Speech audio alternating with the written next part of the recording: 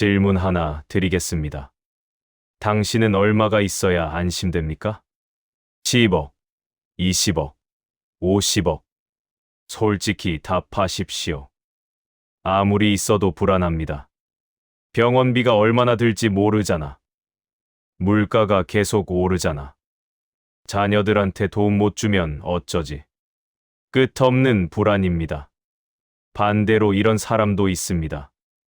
많지 않지만 평온합니다. 내가 쓸 만큼은 있어. 검소하게 살면 충분해. 자녀한테 부담 안 주면 돼.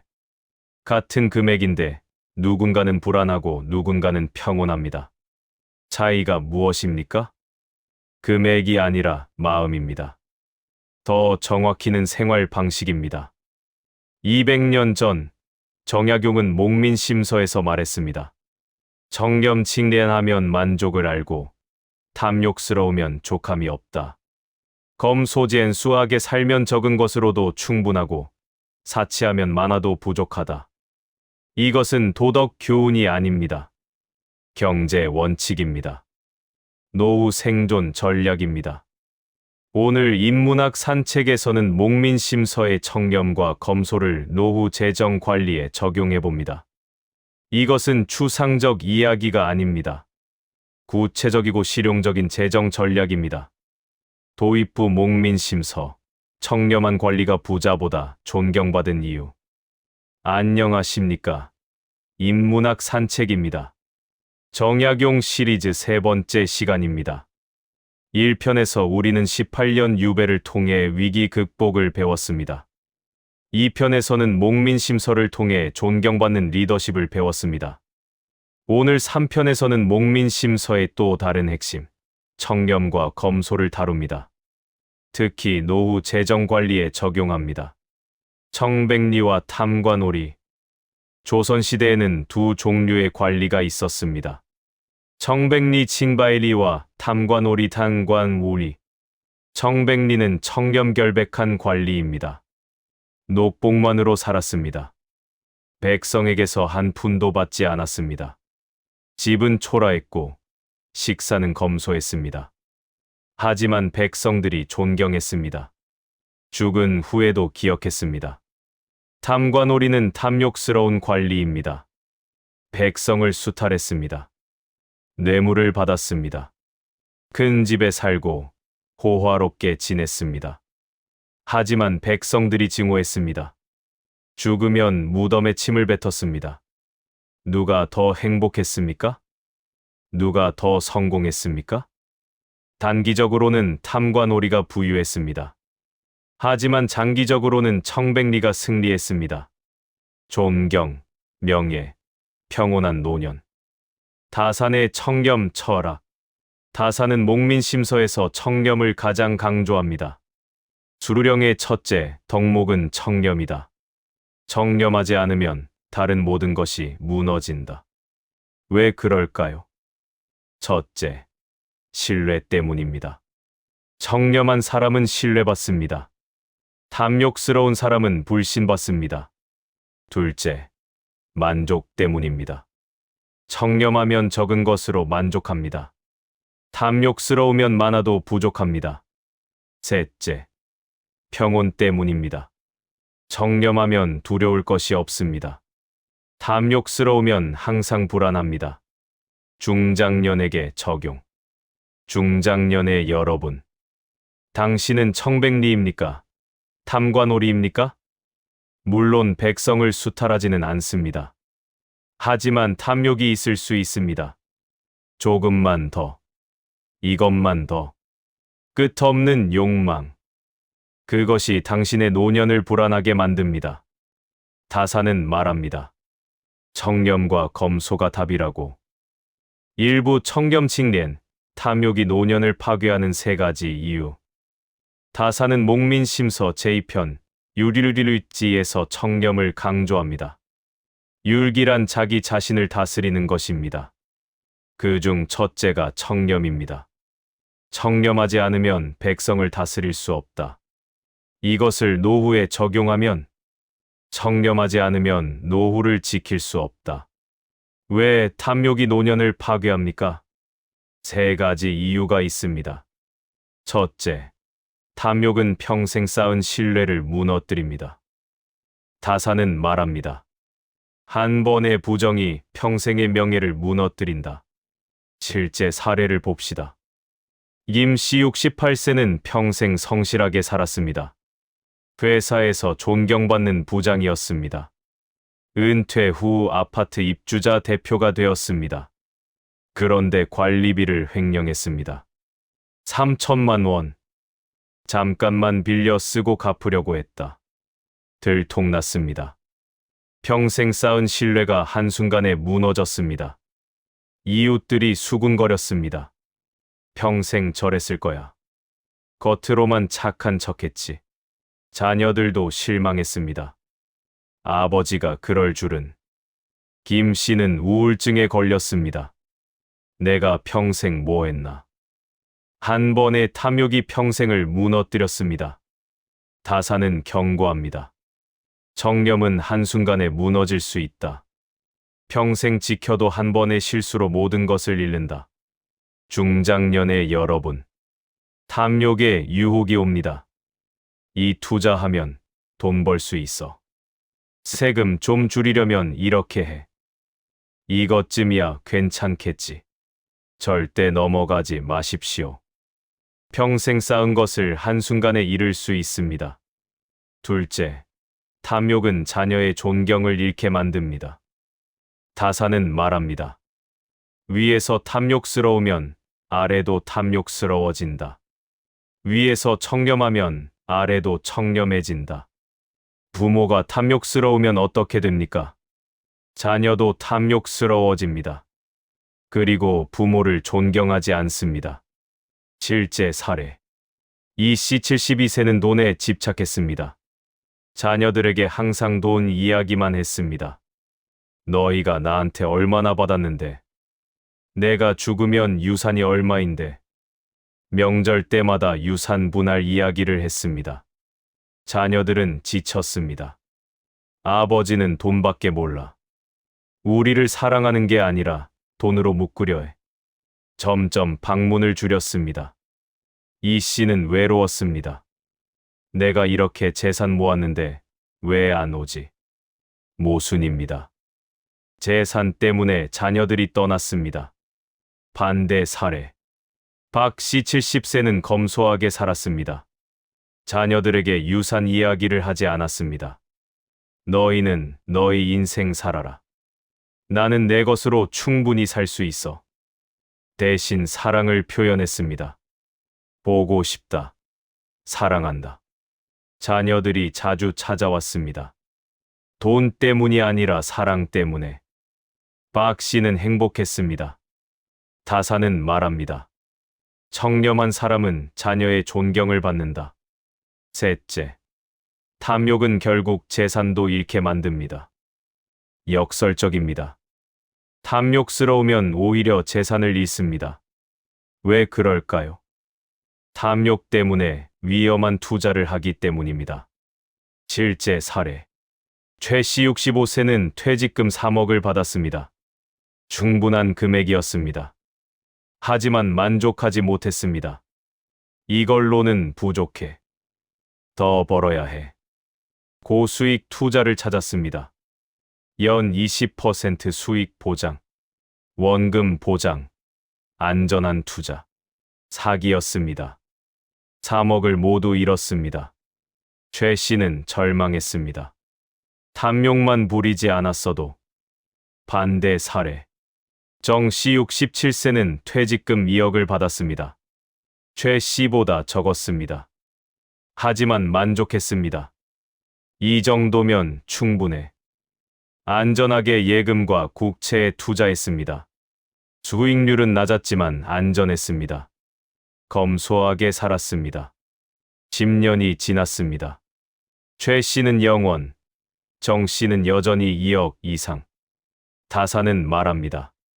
탐욕은 재산을 지키는 것이 아니라 잃는 길이다. 일부를 정리하겠습니다. 탐욕의 세 가지 위험. 신뢰 파괴 한 번의 부정이 평생을 무너뜨립니다. 존경 상실 자녀가 떠나갑니다. 재산 손실 위험한 투자로 모든 것을 잃습니다. 중장년의 여러분에게 이것은 무엇을 의미합니까? 청렴하십시오. 더 이상 탐욕 부리지 마십시오. 있는 것으로 만족하십시오. 이제 2부에서는 구체적으로 어떻게 검소하게 살 것인지 살펴보겠습니다. 적게 쓰는 것이 많이 버는 것보다 낫다. 다사는 목민심서에서 검소를 강조합니다. 검소는 청렴의 시작이다. 사치하면 청렴할 수 없다. 검소란 무엇입니까? 적게 쓰는 것입니다. 불필요한 것을 사지 않는 것입니다. 필요한 것만으로 만족하는 것입니다. 다산의 검소 실천. 다산 자신이 검소의 모범이었습니다. 유배지에서 어떻게 살았습니까? 작은 초당에서 살았습니다. 검소한 식사를 했습니다. 화려한 옷을 입지 않았습니다.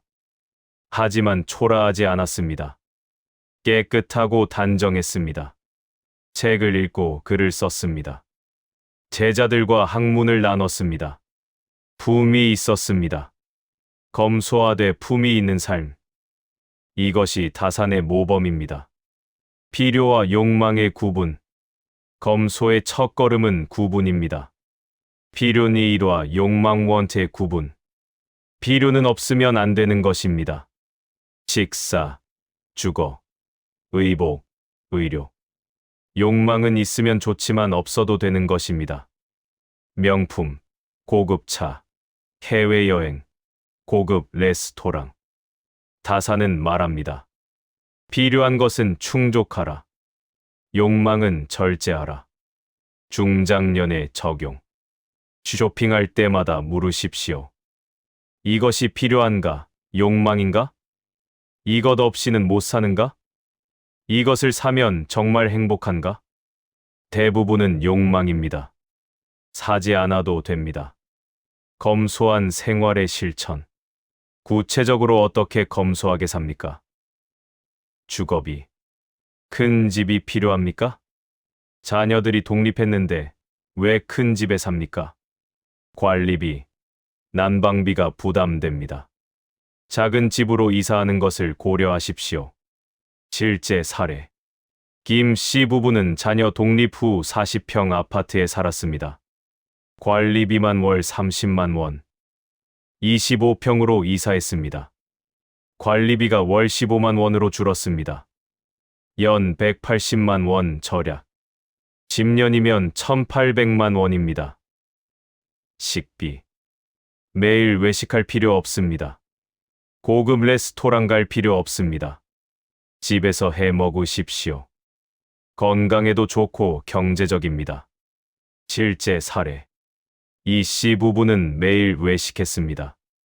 한 끼에 3만 원, 하루 6만 원, 월 180만 원. 집에서 해 먹기 시작했습니다.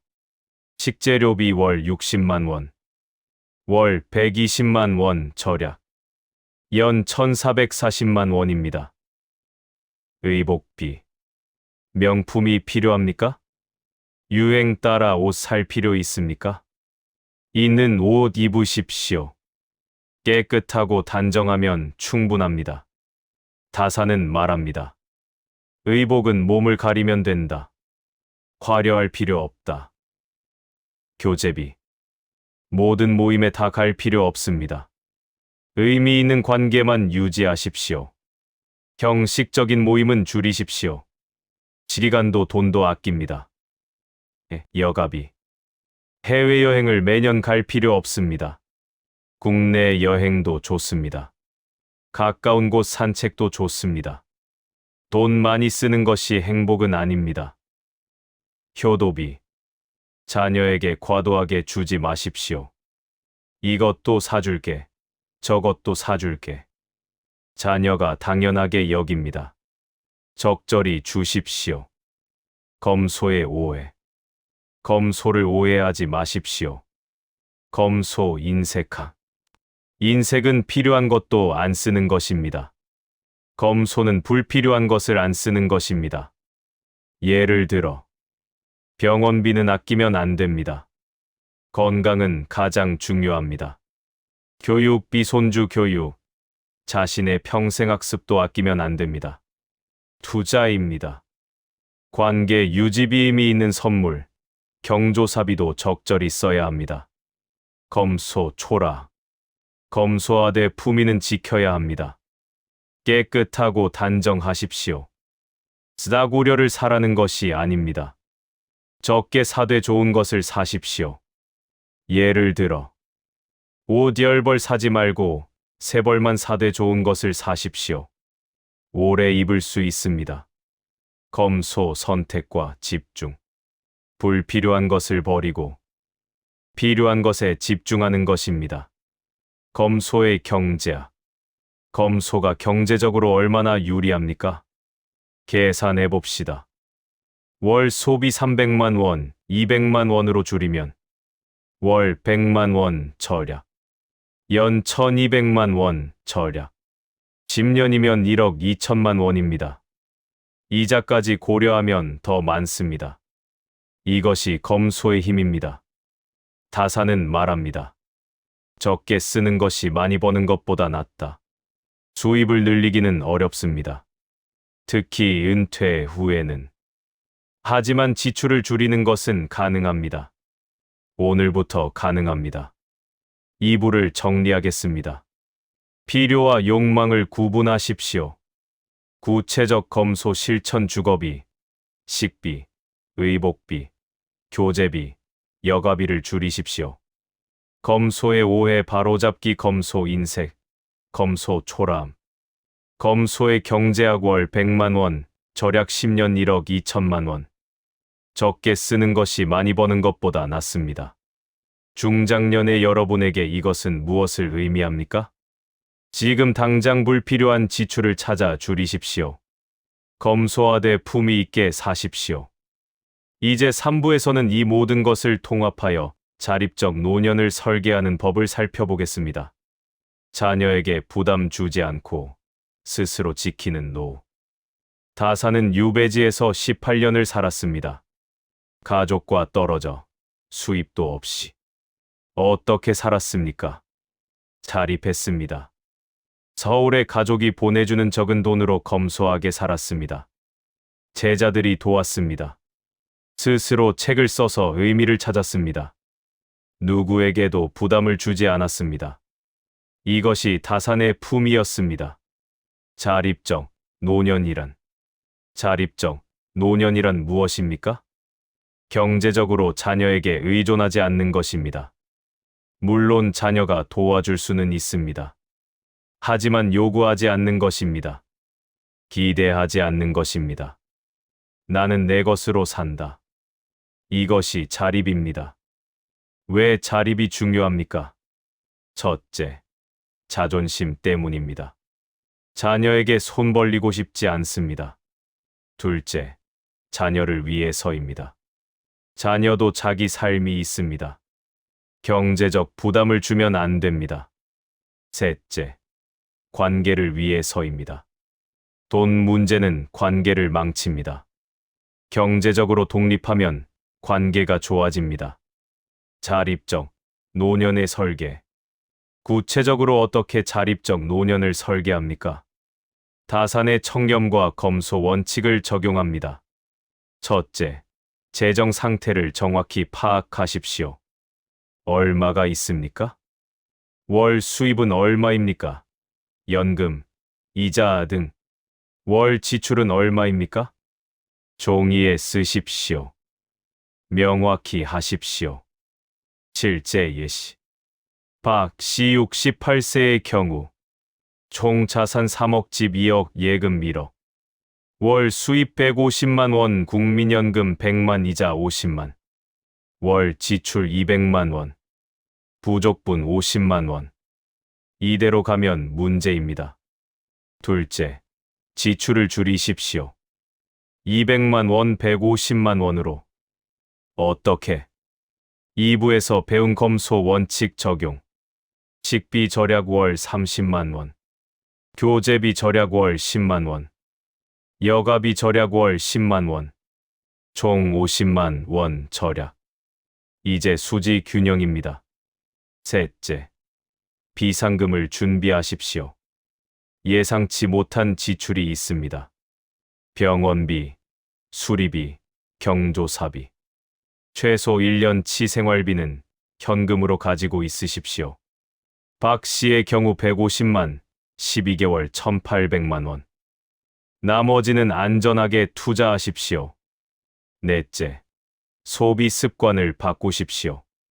충동 구매하지 마십시오. 필요한 것만 사십시오. 비교하고 생각하십시오. 이것이 정말 필요한가?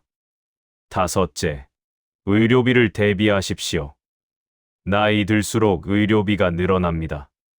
건강보험 잘 활용하십시오. 실손보험 유지하십시오. 하지만 과도한 보험료는 부담입니다. 적절히 조정하십시오. 자녀와의 관계. 자립적 노년은 자녀와의 관계를 좋게 만듭니다. 경제적으로 독립하면 자녀가 편안합니다. 부모님이 알아서 잘 사시네. 당신도 당당합니다. 나는 내 것으로 산다. 서로 존중합니다. 반대로 경제적으로 의존하면 자녀가 부담스럽습니다. 또 돈 달라고 하시면 어쩌지? 당신도 눈치 보입니다. 미안하지만 돈이 필요해. 관계가 나빠집니다. 다사는 말합니다. 스스로 설 수 있어야 존경받는다. 품위 있는 노년. 자립적 노년은 품위 있는 노년입니다. 품위란 무엇입니까? 돈이 많은 것이 아닙니다. 외적 화려함이 아닙니다. 내적 당당함입니다. 자신을 존중하고 다른 사람도 존중하는 것입니다. 다사는 유배지에서도 품위를 잃지 않았습니다. 가난했지만 떳떳했습니다.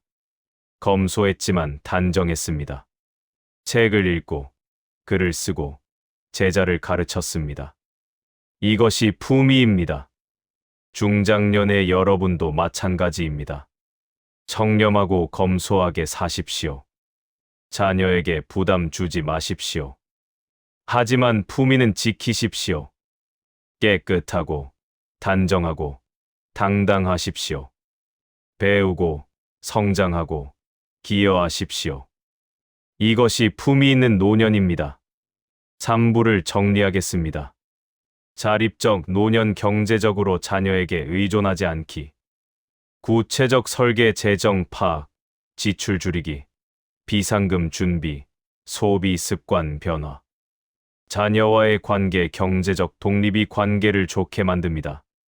품위 있는 노년 청렴, 검소, 당당함, 성장. 다산처럼 자립적이고 품위 있는 노년을 사십시오. 중장년의 여러분에게 이것은 무엇을 의미합니까? 청렴하고 검소하게 사십시오. 자립적으로 사십시오. 품위 있게 사십시오. 오늘 우리는 목민심서의 청렴과 검소를 통해 노후 재정 관리를 배웠습니다. 핵심을 다시 정리하겠습니다. 첫째, 청렴 탐욕은 신뢰, 존경, 재산을 모두 파괴합니다. 둘째, 검소 필요와 욕망을 구분하고 불필요한 지출을 줄이십시오. 셋째, 자립 경제적으로 자녀에게 의존하지 마십시오. 넷째, 품위 청렴과 검소로 품위 있는 노년을 사십시오. 다섯째, 다산의 모범 유배지에서도 자립하고 품위를 지켰습니다. 60대, 70대가 된 지금, 목민심서의 지혜는 더욱 절실합니다. 노후 재정은 얼마를 가지고 있느냐가 아니라 어떻게 쓰느냐의 문제입니다. 청렴하고 검소하면 적은 것으로도 충분합니다. 탐욕스럽고 사치하면 많아도 부족합니다. 다사는 말합니다. 족함을 알면 욕되지 않고 그칠 줄 알면 위태롭지 않다. 이제 여러분의 이야기를 듣고 싶습니다. 댓글에 이렇게 남겨주십시오. 목민심서처럼 당신이 노후를 위해 가장 먼저 줄여야 할 지출은 무엇입니까? 혹은 당신이 실천하고 있는 검소하지만 품위 있는 생활 방식은 무엇입니까? 여러분의 재정 지혜가 다른 분들에게도 큰 도움이 될 것입니다. 오늘 영상이 의미 있었다면 좋아요를 눌러주시고 구독도 부탁드립니다. 다음, 인문학 산책에서는 다산이 자녀들에게 남긴 편지를 통해 부모의 지혜를 배우겠습니다. 그때까지 다산처럼 청렴하고 검소하게 자립적이고 품위 있게 살아가시기 바랍니다. 여러분의 남은 인생이 탐욕이 아니라 만족으로, 사치가 아니라 검소로, 의존이 아니라 자립으로, 초라함이 아니라 품위로 가득하기를 기원합니다.